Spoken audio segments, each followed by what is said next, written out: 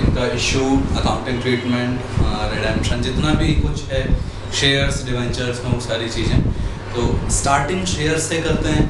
Shares के लिए मैं एक छोटा सा यहाँ पर पहले एक समरी देना चाह रहा हूँ आप लोगों को, एक छोटा एग्जांपल बताना चाह रहा हूँ। उसके बाद फिर हम मेन जो ट्रीटमेंट है, अकाउंटिंग ट्रीटमेंट, उस पर आएंगे। पर छोटा सा पहले एक हम केस देख लेते हैं। केस क्या है कि 3 लोग हैं, ए, बी और सी। इन 3 लोगों को कुछ काम शुरू करना है। इन्होंने डिसाइड किया इन्हें अपनी कंपनी स्टार्ट करनी है। कंपनी स्टार्ट करने के लिए इन्होंने एक एस्टिमेट लगाया कितने रुपए की ज़रूरत पड़ेगी, मतलब कितना इन्हें कैपिटल चाहिए। तो ये इन तीनों ने 1 करोड़ रुपए का एस्टिमेट लगाया कि 1 करोड़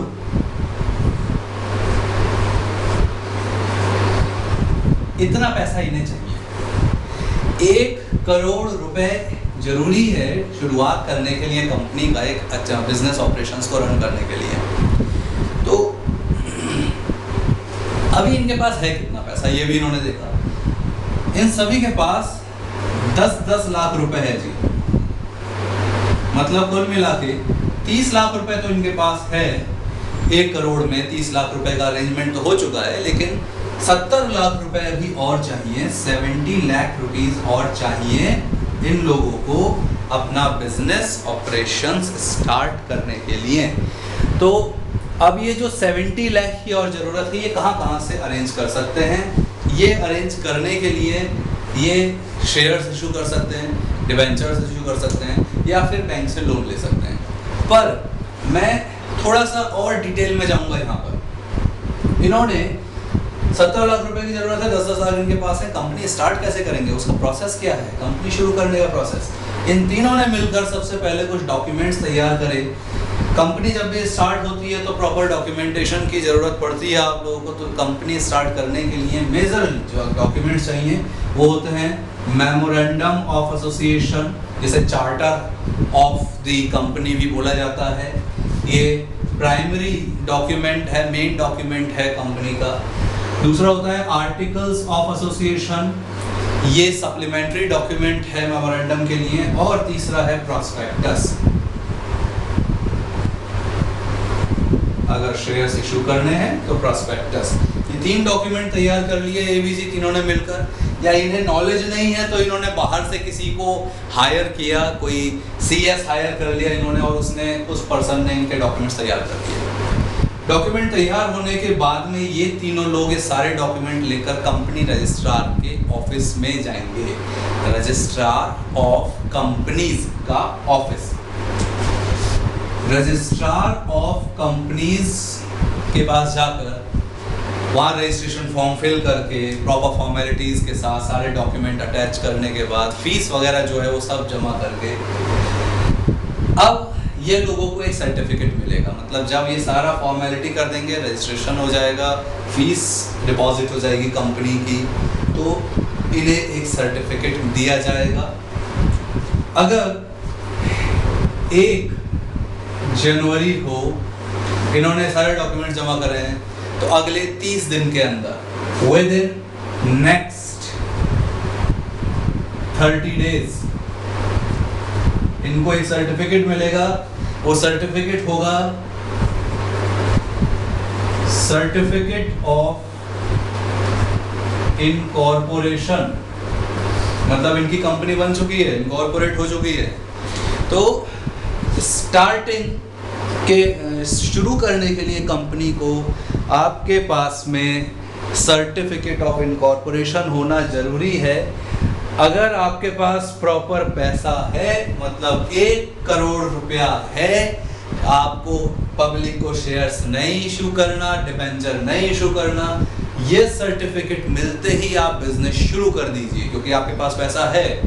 और उस केस में आपकी कंपनी को प्राइवेट लिमिटेड कंपनी बोला जाएगा, क्योंकि आप पब्लिक को शेयर्स इशू नहीं कर रहे हैं। वो कंपनी जो पब्लिक को शेयर्स इशू नहीं करती है, अपने ही पैसे पर रन करती है, उसे प्राइवेट लिमिटेड कंपनी बोलते हैं। और ये सर्टिफिकेट मिलते ही वो कंपनी अपना बिजनेस ऑपरेशन स्टार्ट कर देती है। लेकिन यहाँ इन तीनों के पास 1 करोड़ नहीं है, इन्हें 70 लाख चाहिए।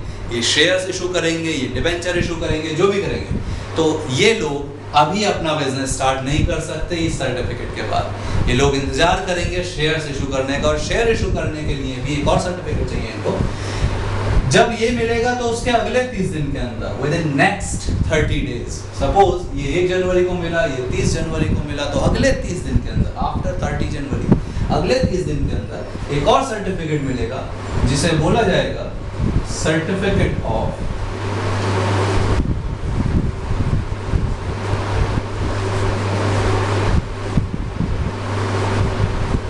Commencement of business. Certificate of commencement of business. जब आपको एक दूसरा सर्टिफिकेट मिल जाएगा तब आप अपनी कंपनी के शेयर्स इशू कर सकते हैं, लेकिन शेयर्स अपने आप इशू नहीं कर सकते, उसके लिए आपको स्टॉक एक्सचेंज में जाना पड़ेगा। तो अब ये तीनों लोगों ने क्या काम करा, इनके पास आ चुके हैं जी दोनों सर्टिफिकेट, और ये सारे डॉक्यूमेंट सर्टिफिकेट वगैरह सब कुछ लेकर स्टॉक एक्सचेंज पहुंच गए। स्टॉक एक्सचेंज के ऊपर बैठा है सेबी, जो स्टॉक एक्सचेंज और पूरा जितना भी सिक्योरिटी मार्केट है उसको मॉनिटर करता है, उसकी फंक्शनिंग को कंट्रोल करता है। तो स्टॉक एक्सचेंज में जब ये लोग पहुंचे, इन्होंने बोला भाई हमारी कंपनी खुल चुकी है, एबीसी लिमिटेड नाम है, आप हमारी कंपनी के शेयर्स इशू कर दीजिए। स्टॉक एक्सचेंज वालों ने अपनी फॉर्मेलिटीज करी, जो भी डॉक्यूमेंटेशन है, और अपनी लिस्ट में इस कंपनी का नाम नोट कर लिया। मतलब रजिस्टर जो बना हुआ है ना स्टॉक एक्सचेंज के पास, जहाँ कंपनी के नाम नोट होते हैं, वहाँ रजिस्टर में स्टॉक एक्सचेंज वालों ने एबीसी लिमिटेड का नाम नोट कर लिया। मतलब अब ये कंपनी लिस्ट हो गई, इसका नाम लिस्ट में चढ़ गया एबीसी का, तो ये लिस्ट हो गई, लिस्टिंग कंपनी बन गई। और अब ये कंपनी के शेयर्स स्टॉक एक्सचेंज की वेबसाइट पे शो होने लगेंगे। कितने शेयर्स, ये भी बताया जाता है पहले से, मेमोरेंडम ऑफ एसोसिएशन में लिखा होता है कि आप मैक्सिमम कितने शेयर्स इशू कर सकते हैं, जिसे बोला जाता है ऑथोराइज्ड शेयर कैपिटल। मैक्सिमम कितना शेयर्स इशू कर सकते हैं उसे बोला जाता है ऑथोराइज्ड शेयर कैपिटल। कितने रुपए का एक शेयर होगा, फेस वैल्यू, वो सारी चीजें मेमोरेंडम में लिखी होती हैं। तो यहाँ हम मेमोरेंडम के अकॉर्डिंग चलते हैं। हम ये कहते हैं कि साहब मेमोरेंडम में ये लिखा था 70 लाख में 50 लाख का शेयर लिखा हूं यहाँ पर, 50 लाख के शेयर्स हम पब्लिक को इशू करेंगे, 15 लाख के डिवेंचर्स पब्लिक को इशू करेंगे, 5 लाख रुपए हम उधार लेंगे, कहीं से भी उधार लें, हम उसको लोन बोल दे रहे हैं, हम लोन लेंगे, लॉन्ग टर्म लोन। ऐसे 70 लाख रुपए इकट्ठा करेगी कंपनी। तो स्टॉक एक्सचेंज वाले जो लोग हैं वो अपने टर्मिनल पर इस कंपनी के 50 लाख के शेयर्स दिखाएंगे, डिवेंचर नहीं दिखाएंगे, लोन नहीं दिखाएंगे, इन्हें तो शेयर से मतलब है। तो 50 लाख का शेयर स्टॉक एक्सचेंज इशू कर देगा। अब स्टॉक एक्सचेंज क्या होता है वो देखिए। स्टॉक एक्सचेंज एक टाइप से ब्रोकर है, जो बायर मतलब हम जैसे शेयर खरीदने वाले लोग, और सेलर मतलब कंपनी, पब्लिक और कंपनी को मिलाता है एक जगह, और उसको हम बोलते हैं स्टॉक एक्सचेंज, जहाँ पर हम स्टॉक मतलब शेयर, डिवेंचर, इस चीज़ों का, स्क्रिप्ट्स का एक्सचेंज करते हैं। कुल मिलाकर बहुत सारे स्टॉक एक्सचेंज हैं, national stock exchange, Bombay stock exchange, Delhi stock exchange, बहुत सारे हैं जी इंडिया में, है ना। तो सबसे जो टॉप पे चल रहे हैं, नेशनल स्टॉक एक्सचेंज सबसे ऊपर है, देन आता है बॉम्बे स्टॉक एक्सचेंज। हम एनएसई की बात करते हैं। नेशनल स्टॉक एक्सचेंज में जितनी कंपनीज लिस्टेड हैं, कई हजार कंपनी है नेशनल स्टॉक एक्सचेंज में, उन कंपनी में से टॉप की 50 कंपनियां, मार्केट कैपिटलाइजेशन के बेस पर टॉप 50 कंपनीज ली जाती हैं। उन पे कैपिटलाइजेशन का फॉर्मूला लगा के एक नंबर निकाला जाता है, जिसे बोलते हैं जी निफ्टी। मतलब top 50 company on the basis of market capitalisation उठाई जाएंगी, उन पे फॉर्मूला अप्लाई करेंगे कैपिटलाइजेशन का, और जो एक नंबर निकालेंगे, इंडेक्स नंबर होता है बेसिकली जो कैलकुलेट किया जाता है, उसे हम यहाँ पे निफ्टी बोल रहे हैं। वो इंडेक्स नंबर बताता है कि मार्केट का ट्रेंड कैसा है, कितना मार्केट ऊपर जा रहा है, कितना नीचे जा रहा है। ऐसे ही बॉम्बे स्टॉक एक्सचेंज में भी टॉप 30 कंपनीज जो हैं, टॉप 30 कंपनीज को देखा जाता है, उनका मार्केट कैपिटलाइजेशन कितना है, शेयर्स कितना है, और उसके बेस पर एक इंडेक्स नंबर निकाला जाता है, जिसे बोलते हैं सेंसिटिविटी इंडेक्स। क्या बोलते हैं, सेंसिटिविटी इंडेक्स, शॉर्ट में मैं लिख रहा हूँ Sensex, sensitivity index, sensitivity index Sensex. तो इस सेंसेक्स से भी पता चलता है कि मार्केट ऊपर जा रहा है, नीचे जा रहा है, कैसा हो रहा है, ये सारी चीजें। तो ये तो एक ओवरव्यू हुआ जी, कंपनी शुरू कैसे करनी है कंपनी। अब देखिए इसे हम पार्ट्स में बांट देते हैं। जब आप स्टार्टिंग का पार्ट कर रहे हैं ना, जितना मतलब आप सोच रहे हैं, प्लानिंग कर रहे हैं, डॉक्यूमेंट्स बना रहे हैं, इन सबको बोलते हैं, ये फाउंडेशन वाला पार्ट है, फाउंडेशन वाला पार्ट है जी। इनकॉर्पोरेशन होगा इसके बाद में, इनकॉर्पोरेशन होने के बाद कैपिटल सब्सक्रिप्शन होगा, फिर बिजनेस स्टार्ट होगा।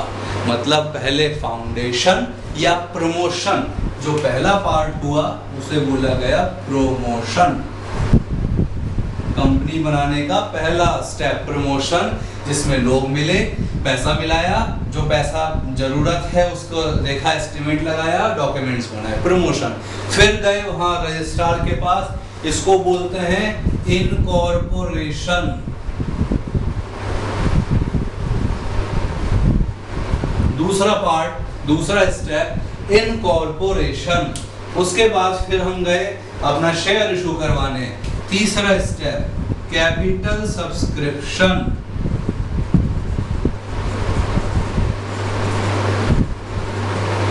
जब शेयर्स मार्केट में इशू हुआ, capital subscription.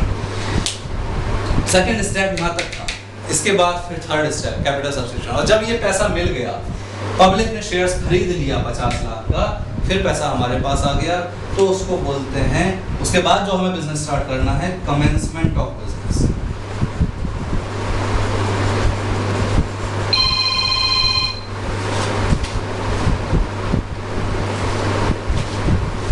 Commencement of business, ये हुआ जी fourth step, commencement of business. जी स्टूडेंट, तो यहाँ तक हमने देखा कि एक कंपनी को स्टार्ट करने का प्रोसेस, कंपनी हमारी कितने स्टेप में शुरू होती है। अब हम आ जाते हैं कि स्टॉक एक्सचेंज वालों ने हमारे 50 लाख के शेयर इशू कर दिए। ये वाली बात करते हैं अब कि 50 लाख रुपीस का जो शेयर्स इशू हुआ है, क्या गारंटी है कि पब्लिक वो सारा शेयर्स खरीद लेगी, या गारंटी नहीं है। मतलब हमारी एक नई कंपनी है, नई कंपनी क्या एकदम हमारे सारे के सारे शेयर्स मार्केट में बिक जाएंगे, ये चीज़ मालूम है हमें, या नहीं बिकेंगे। तो उस चीज़ के लिए भी गारंटी देने वाले लोग भी होते हैं। देखिए हमने 50 लाख रुपए के शेयर्स इशू करे। पहली बात, 50 लाख रुपए कोई एक इंसान नहीं दे सकता हमारी कंपनी को। तो हम क्या करेंगे, छोटे छोटे पार्ट्स में इस पूरे पैसे को ब्रेक कर देंगे। मतलब जो पूरा हमें 50 लाख रुपया चाहिए ना, इतना रुपया हमें चाहिए, तो हम इस पैसे को छोटे छोटे पार्ट्स में, या तो 10-10 रुपए का एक पार्ट बना दो, 100-100 रुपए का एक पार्ट बना दो। मैं 10 रुपए का एक पार्ट बना देता हूँ, तो 10 रुपए के पार्ट से इसको डिवाइड कर देंगे, तो हमारे पास आ जाएगा जितना भी यहाँ पर ज़रूरत है हमको डिवाइड करने के बाद में 5 लाख। 5 लाख पार्ट्स में 50 लाख रुपए डिवाइड हो गए। 50 लाख रुपए की जरूरत थी भाई, 50 लाख रुपए को हमने 10-10 रुपए के हिस्सों में डिवाइड कर दिया, टोटल 5 लाख हिस्से बने। तो ये जो 5 लाख हिस्से हैं, 5 लाख पार्ट हैं, इनको बोला जाता है शेयर्स। जितने भी पार्ट्स में आपने अपने पैसे को, जो आपको चाहिए, जो शेयर कैपिटल है, वो पैसा, देखिए बिजनेस से शुरू कर रहे हैं, वो कैपिटल ही होगा, तो अपने कैपिटल को आपने डिवाइड किया जितने भी पार्ट्स में, 5 लाख हिस्सों में डिवाइड किया, उसको बोल रहे हैं, एक पार्ट को बोल रहे हैं शेयर। तो यहाँ हमारे पास 5 लाख पार्ट्स हैं, 5 लाख शेयर्स है। एक शेयर की कीमत 10 रुपए है, 10 रुपीज। तो जो कीमत है एक शेयर की, उसे बोलते हैं फेस वैल्यू। फेस वैल्यू और नंबर ऑफ शेयर्स 50,000 की मल्टीप्लाई करने के बाद 50 लाख रुपए आएगा। 5 लाख और 10 की मल्टीप्लाई करने के बाद 50 लाख रुपए आपको मिल जाएंगे शेयर इशू करके पब्लिक से, शेयर मार्केट में। लेकिन ये पूरा पैसा 50 लाख रुपए आप एक साथ लोगे, या जैसे जैसे जरूरत पड़ेगी वैसे वैसे लोगे, क्योंकि 50 लाख की जरूरत एक बार में नहीं पड़ती है। अभी हो सकता है 10 लाख की जरूरत है, कुछ समय बाद 20 लाख की जरूरत हो, उसके कुछ टाइम बाद आपको 5 लाख की जरूरत हो। तो आपने क्या काम करा, ये जो 10 रुपए एक जने से मांग रहे हैं इसको पार्ट्स में डिवाइड कर लिया। अभी 3 रुपीज मांग लेंगे, कुछ टाइम बाद 2 रुपए मांग लेंगे, कुछ महीने बाद 4 रुपए, फिर कुछ महीने बाद 1 रुपए, और ऐसे करके 10 रुपए पूरे हो जाएंगे हमारे। तो कुछ दिनों के गैप से पैसा मांगा जाएगा पब्लिक से। इसको बोलते हैं breakup of the face value. Face value को हमने अलग अलग पार्ट्स में ब्रेक कर दिया जी। अब जो सबसे पहला पार्ट होता है उसको बोला जाता है एप्लीकेशन। ये है एप्लीकेशन मनी। दूसरा पार्ट है अलॉटमेंट मनी। उसके बाद जितने भी पार्ट्स बनते हैं उन सबको बोला जाता है कॉल मनी।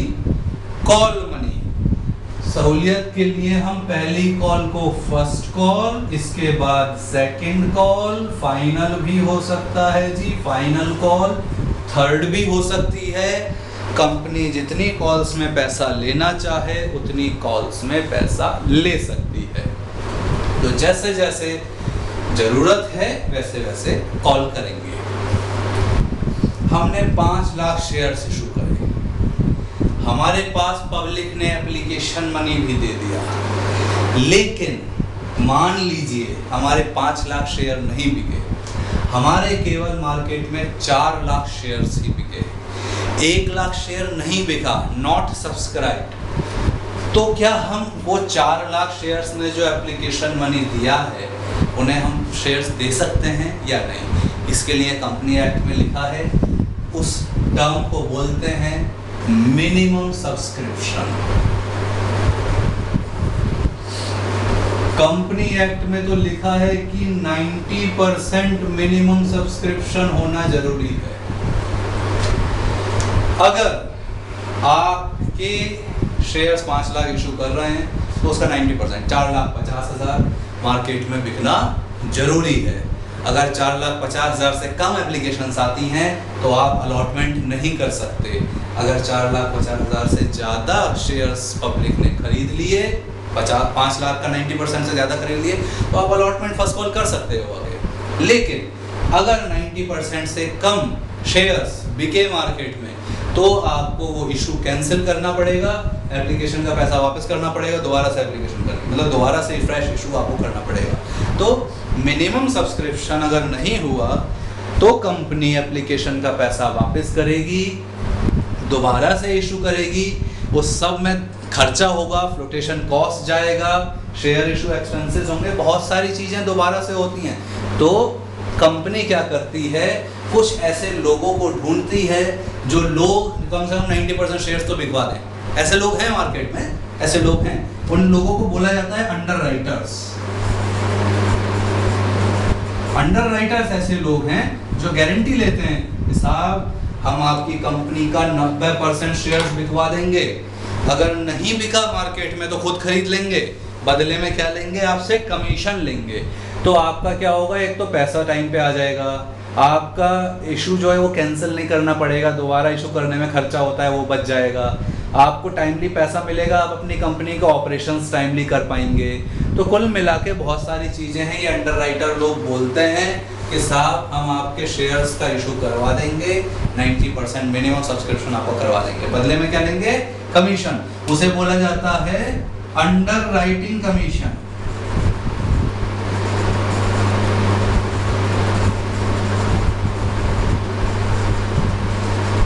अंडरराइटिंग कमीशन लेंगे बदले में।